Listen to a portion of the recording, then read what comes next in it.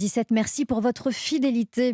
La France insoumise effectue sa rentrée dans la Drôme où se déroule son université d'été. Une rentrée pimentée. 3 personnalités de la majorité sont venues débattre. Marlène Schiappa, Clément Beaune ou encore Olivia Grégoire. Et puis Rachida Dati également. On en parlera très certainement. Bonsoir Manuel Bompard. Bonsoir. Vous êtes le député de la France insoumise de la 4e circonscription des Bouches-du-Rhône. C'était quoi la stratégie cette année de débattre tout de même avec la majorité restée visible, être entendue? La rentrée en octobre à l'Assemblée nationale, c'est un peu plus loin. C'était important pour vous ce premier rendez-vous politique? Vous savez, une université d'été, c'est à la fois un moment où les militantes, les militants se retrouvent, se forment, préparent la rentrée politique, mais c'est aussi un lieu de débat. Et le principe dans un débat, c'est de pouvoir débattre avec des gens qui ne sont pas forcément d'accord avec vous. Mhm. Et nous, on s'honore de considérer qu'on a un rapport à la démocratie qui consiste à penser que c'est intéressant de pouvoir mettre en confrontation dans un débat des orientations politiques qui sont différentes. Donc on remercie les ministres qui ont accepté de venir discuter avec nous, comme Madame Dati, et je pense que ces débats, ils ont permis de donner à voir des logiques politiques différentes. Et puis après, la démocratie, c'est aux Françaises et aux Français de trancher entre ces différentes logiques politiques. Mais le fait de les mettre en débat dans nos universités d'été, on trouvait que c'était un exercice intéressant. En tout cas, c'était habile, votre invitation, si je puis me permettre, parce qu'on vous disait hors de l'arc républicain, ça y est, vous êtes sur le droit chemin à présent, tout va mieux?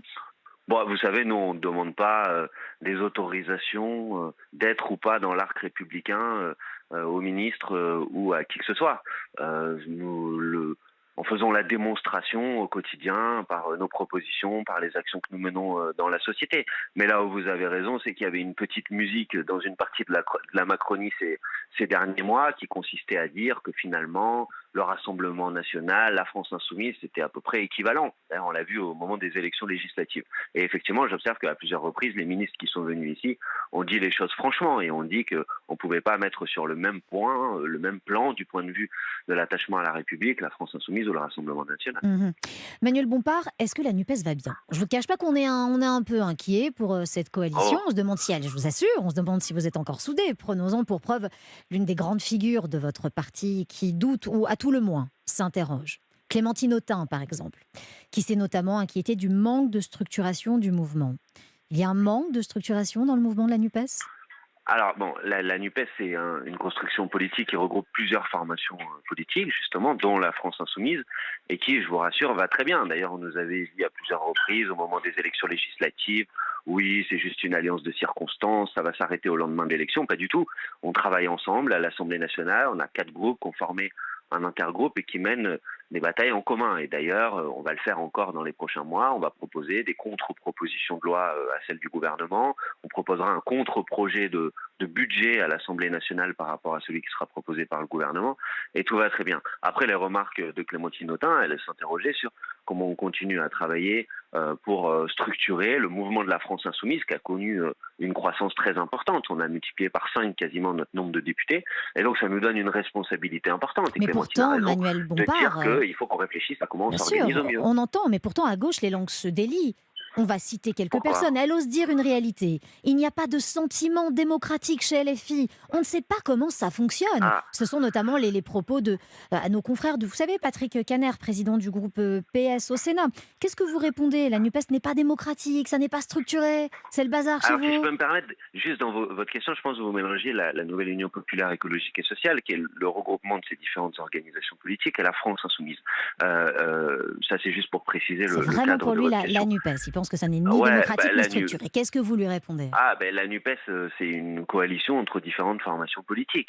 Donc, elle n'a pas vocation, chaque parti politique s'organise comme il veut en son sein, et la NUPES, elle a vocation à mener des batailles ensemble, à faire en sorte qu'on agisse de concert dans la société. Donc vous êtes On a démocratique alors?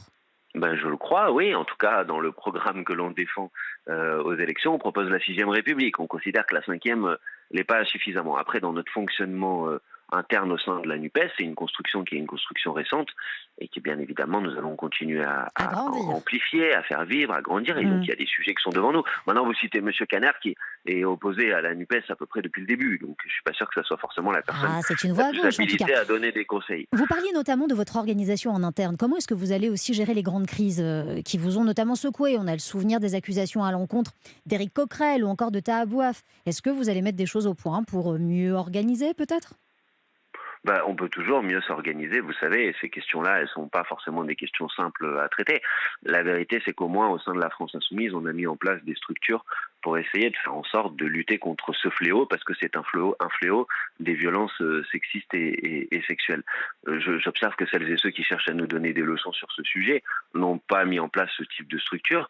Donc au moins, ils ne sont pas confrontés à ce type de problème, puisque ce type de problème existe, mais ils n'ont pas de lieu pour pouvoir s'exprimer. Donc oui, on assume l'idée de dire qu'il faut faire en sorte que ce type de pratique n'existe pas dans une organisation politique et donc se doter de moyens de traiter ce type de problème, bien évidemment de manière complémentaire de la justice. Il ne s'agit pas de se substituer à la justice, mais il s'agit de faire en sorte qu'il puisse y avoir une possibilité pour des personnes qui seraient victimes de ce type d'agissement au sein d'une organisation politique de pouvoir s'exprimer, de pouvoir parler et qu'il puisse y avoir des sanctions quand ces faits sont Et avérés. Tahabouaf, notamment, il pourra donner sa version des faits. Il s'était plaint d'avoir Oui, été, vous voyez, un on peu a déjà muselé. Hein. On a déjà répondu à cette question. Il est évident qu'une D'accord. personne, quand elle est mise en cause, elle doit pouvoir donner Et se effectivement sa défendre. version. La rentrée dans quelques jours, Emmanuel Macron a été clair, c'est la fin, Manuel Bompard. La fin de l'abondance, de l'insouciance, des évidences. D'abord, ça vous choque, vous, Manuel Bompard, ce genre de Oui, phrase? bien sûr que ça me choque parce que à chaque fois on se demande dans quelle réalité, dans quel monde vit cette personne. Peut-être que lui, sur son jet ski, il avait l'impression d'être dans l'abondance, mais il faut qu'il comprenne qu'une très grande partie de la population aujourd'hui n'a pas ce sentiment et au contraire est confrontée à une explosion des prix, à une difficulté à finir le mois, à une difficulté à se loger, à se nourrir, à se chauffer correctement. Et quand vous avez un président de la République qui vous dit bon, tout allait bien pour l'instant, mais vous allez voir maintenant ça va être plus difficile, c'est extrêmement choquant, c'est Mhm. extrêmement blessant.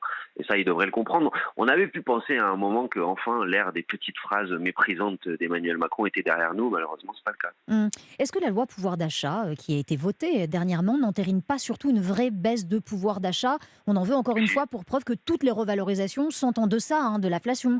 La retraite, le RSA, les APL. Qu'est-ce que vous allez faire concrètement à l'Assemblée nationale? En tout cas, sur le constat, je vous rejoins. C'est tout à fait juste. C'est d'ailleurs ce que nous avons dit au moment de l'examen de ce texte à l'Assemblée nationale. Nous avons dit arrêtez d'appeler ce texte une loi sur le pouvoir d'achat, alors que c'est une loi qui entérine la baisse du pouvoir d'achat et notamment qui met en place des revalorisations qui sont trop faibles. Nous sommes mobilisés dans cet examen de ce texte de loi pour des mesures qui concernent les salaires. Il y en a assez de ce système de petits chèques, de petites primes données au bon vouloir de l'employeur.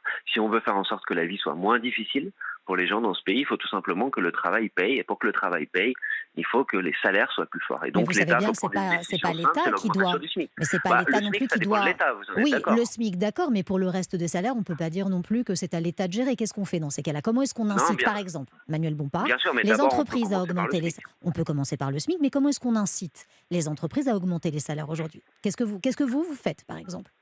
Alors nous avons mis un certain nombre de propositions sur la table. Je le dis, la première est de commencer par le SMIC. Et ensuite, puisque vous avez raison, le SMIC, ça ne concerne qu'une partie des salariés et des employés, mais ce serait déjà pas mal que leur salaire soit augmenté. On organise, c'est ce que nous avons proposé, une conférence annuelle sur la question des salaires, dans laquelle nous mettons autour de la table les organisations syndicales, les employeurs, l'État, et nous disons maintenant, il faut faire en sorte que sur la base de cette augmentation du SMIC, elle Mhm. soit répercutée sur l'ensemble de la grille salariale. Sans Bien évidemment, nous léser ne pourrons pas contraindre. les petites et moyennes entreprises, celles qui luttent aussi pour exister en tant qu'entreprise, sans les léser? Eh ben, je vais vous dire, je suis d'accord avec vous. Les réponses qui sont apportées, elles peuvent pas être de même nature en ce qui concerne les grands groupes, les multinationales et les petites et les moyennes entreprises. Donc nous sommes favorables à l'augmentation des salaires, mais nous souhaitons qu'un certain nombre de dispositifs soient mis en place pour que ce soit pas une charge qui soit difficile à assumer pour les petites et les moyennes entreprises. Par exemple, avec une fiscalité qui pourrait ne pas être la même entre les petites Mhm. entreprises et les grandes entreprises. Par exemple, en À la carte, facilitant en l'accès quelque au sorte. crédit. Oui, ou en fonction de la taille de l'entreprise. Par exemple, en facilitant l'accès au crédit. Par exemple, en mettant en place ce qu'on a appelé une caisse de péréquation des cotisations sociales qui permettent de faire en sorte que ce soit davantage les grandes entreprises qui financent les cotisations sociales plutôt que les petites et les moyennes entreprises. On peut réfléchir à un système qui permet à la fois que ce soit moins difficile pour les salariés de vivre aujourd'hui dans notre pays et en même temps que ce ne soit pas les Mhm. petites et les moyennes entreprises qui en assument l'essentiel de la charge. Manuel Bompard, rentrée politique donc, avec un thème régalien de l'État, la sécurité. 7 Français sur 10 ne sont pas en accord avec le bilan sécuritaire d'Emmanuel Macron. Et en parlant sécurité, les policiers mis à mal cet été. Revenons notamment sur ce contrôle de police qui a tourné au drame à Vénissieux. On rappelle les faits très rapidement. 2 jeunes hommes à bord d'une voiture volée, un refus d'obtempérer. La voiture fonce sur les policiers tirent, les 2 jeunes meurent. LFI affirme que la police tue encore. Manuel Bompard, La police tue encore. Est-ce que ces propos sont graves? Est-ce que vous pensez qu'on en est encore là aujourd'hui? Est-ce que vous devriez plutôt fédérer? Voilà, ça fait 3 questions en une. Répondez-moi. Mais mais vous savez, si on veut fédérer, il faut faire en sorte que la police, qui est utile, elle est indispensable dans notre pays aujourd'hui, quand elle agit dans le cadre, le respect de ce qu'on appelle la déontologie. Et c'est indispensable. Et donc, sur un certain nombre de situations, je ne connais pas cette situation-là précisément, mais sur un certain nombre de situations, il est légitime et il est nécessaire de faire en sorte de vérifier si l'usage de la force a été Mhm. utilisé conformément à la loi et à la déontologie. Vous savez, le sujet, c'est pas de savoir, parce que ça, c'est la bataille des petites phrases. Le sujet, c'est pas de savoir si Mais la c'est une police tue. La sacrée police, bataille, Manuel Bompard, pour les madame, policiers qui regardez, nous écoutent, écoutez-moi. très La police, concrètement. la police, elle tue parfois. La question n'est pas de savoir si elle tue ou si elle tue pas. Les faits tranchent cette question. La question est de savoir si c'est légitime qu'elle le fasse. Est-ce que c'est parce qu'on est dans une situation de légitime défense? Ça, c'est encadré par la loi. Et dans ce cas-là, c'est bien sûr un problème, mais c'est compréhensible puisque c'est le respect de la déontologie. Bon, et parfois, c'est pas le cas. Et donc, ce que nous demandons, nous, sur ce type de situation, nous demandons tout simplement que la vérité soit faite, que la lumière soit faite, que la justice soit faite pour savoir si oui ou non la police a utilisé la Manuel force et Bompard, le droit de pourquoi ne tirer dans des pas bonnes affirmer conditions. dans ces cas-là, posons-nous la question de savoir si la police exécute sa fonction dans de bonnes conditions, car la police tue, ou la police tue encore, vous savez bien, et ce n'est pas à vous que je vais l'apprendre, c'est extrêmement stigmatisant pour les gardiens de la Non, paix aujourd'hui. Vous ne croyez pas? Non, non, je crois pas du tout. Mais Donc vous moi, ne les stigmatisez pas. la première formule que vous avez utilisée ne me pose pas de difficulté. Mais encore une fois, le sujet n'est pas de savoir si la police tue ou pas, et tout le monde vous le dira. La police tue parfois. La question est de savoir si c'est normal. Bon, dans un Bon, c'est monde la seule idéal, question qui est posée. Maintenant, si vous voulez me poser la question de savoir si je considère que les conditions de travail aujourd'hui d'un certain nombre et d'un grand nombre de policiers dans ce pays alors sont ça des bonnes n'était pas la conditions de question, mais travail, vous pouvez que si répondre. la question, mais que sur si la question, par exemple, des suicides dans la police, qui est un véritable fléau, Fléau. me pose Mm. problème, oui, bien évidemment. Et d'ailleurs, je vais vous dire, c'est les députés de la France Insoumise qui ont proposé à l'Assemblée nationale de mettre en place une commission d'enquête sur la Mhm. question des suicides dans la police. Manuel Donc on Bompard, peut on à la fois continue, il être nous reste peu de intransigeant sur temps. le respect de la déontologie et en même temps Ouais, considérer qu'il on faut entend. améliorer les conditions de Dans un travail des monde policiers. idéal, vous voulez avoir des gardiens de la paix plutôt que des forces de l'ordre, ça s'entend, ça peut se respecter. Dans ce cas précis à Vénissieux, comment doivent agir les gardiens de la paix? Bah, encore une fois, moi je connais pas précisément cette situation, donc je veux pas répondre sur un sujet que je Mais ne je vous le connais dis, pas. hein, Manuel Ce que je Bompard, peux vous c'est dire, très clair, hein. Une voiture non, volée, c'est un pas refus toujours très clair. d'obtempérer, des policiers On qui a tirent. Bon, parlé, d'après vous, oui, non il y mais a un comment certain agissent nombre. les gardiens de la paix, Manuel Bompard? Répondez-nous très clairement. C'est quoi être un gardien de la paix aujourd'hui en France pour vous?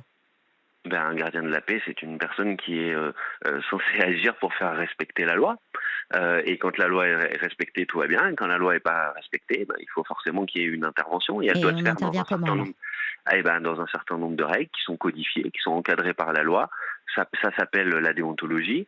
Et puis parfois, il peut y avoir des pratiques qui sortent de ces règles et de cette déontologie. Et dans ce cas-là, il doit y avoir des sanctions. Et pour qu'il y ait des sanctions, quand ces pratiques ne sont pas conformes à la déontologie, il faut qu'il y ait une autorité en capacité de vérifier le respect de cette déontologie, qui soit une autorité indépendante. Or, tout le monde sait aujourd'hui que l'IGPN, puisque c'est ça le sujet, ne joue pas son rôle de manière indépendante. Donc, par exemple, si on veut rétablir, parce que c'est un sujet important, vous avez raison, le lien entre la police et une partie de la population, peut-être qu'on pourrait commencer par mettre en place une véritable autorité indépendante qui est chargée de vérifier le respect de la déontologie. Vous Mhm. savez, quand on est attaché à l'unité du pays comme moi, parce que je suis attaché à l'unité du pays, quand on pense que les policiers, les forces de l'ordre ou les gardiens de la paix sont une fonction qui est indispensable dans le pays, on peut aussi tout en même temps être attaché à faire en sorte que ça se passe à chaque fois dans le respect des règles et de la déontologie. Manuel Bompard, on arrive sur la dernière ligne droite de notre entretien. Jean-Luc Mélenchon qui a été très silencieux, très calme cet été, et puis ça y est, hier il s'est tout de même réveillé.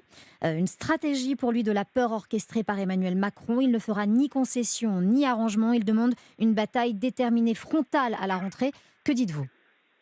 Bah, nous disons que pour l'instant, face à cette situation sociale dont on a parlé au début, les réponses gouvernementales ne sont pas du tout à la hauteur de la situation. Et donc on a essayé de se battre à l'Assemblée nationale pour obtenir des réponses qui soient meilleures. Et malheureusement, pour l'instant, le gouvernement s'entête dans le refus d'écouter les propositions qu'on a à formuler. À partir de ce moment-là, il faut que la bataille, elle se poursuive y compris dans les mobilisations, Mhm. dans la rue, dans les Alors une manifestations, marche pour faire en annoncée sorte de par continuer Jean-Luc à mettre la pression Mélenchon. sur le sujet. Cette marche annoncée pour mi-octobre par les Insoumis pour entrer en confrontation avec le gouvernement. Vous avez déjà des unions, peut-être avec la CGT, comment ça s'organise, une date qui ressort, dites-nous.